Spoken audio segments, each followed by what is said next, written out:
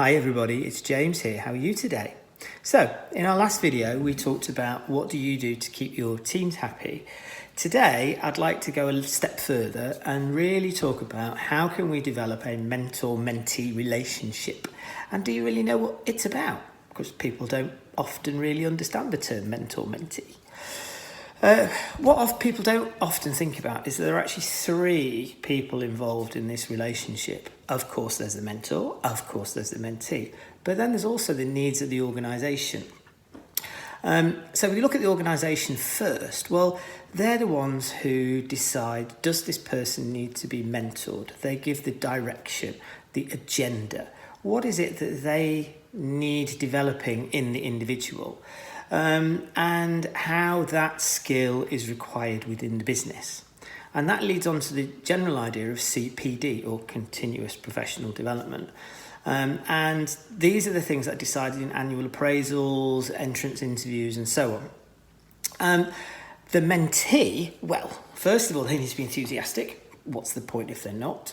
They need to have a disposition to learn. Again, if they don't want to learn, there's no point. And if they've got some experience, then that's great. It's something that they can share with the organisation. The mentor, really probably the most important part of the relationship, is you're the role model. You're the person that's going to give your wisdom, give your skills, give your knowledge, oversee the development, provide support, and really get the person embedded in the organisation and get them enthusiastic about what it is that they want to learn. And between the mentor and the mentee, there has to be, first of all, rapport. We can't overestimate the importance of people liking each other. If they don't like each other, the mentoring relationship is not going to work. The company is not going to get what they want. The mentee is going to feel disappointed, and the mentor is going to think, well, why do I bother? They both give direction, and it's a two-way street. And I think we have to remember this. The mentor is there to support the mentee. So the mentee has to say, this is what I need to learn.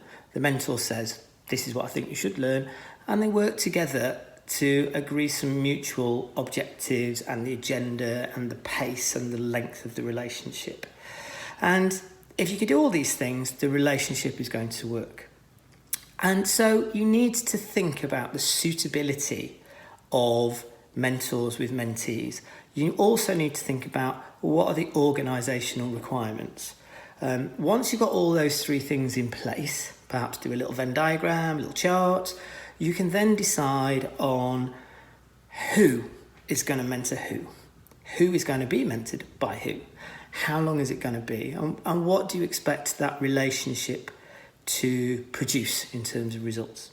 So give it a go, have a think about what you would like to do to develop mentor-mentee relationships in your business.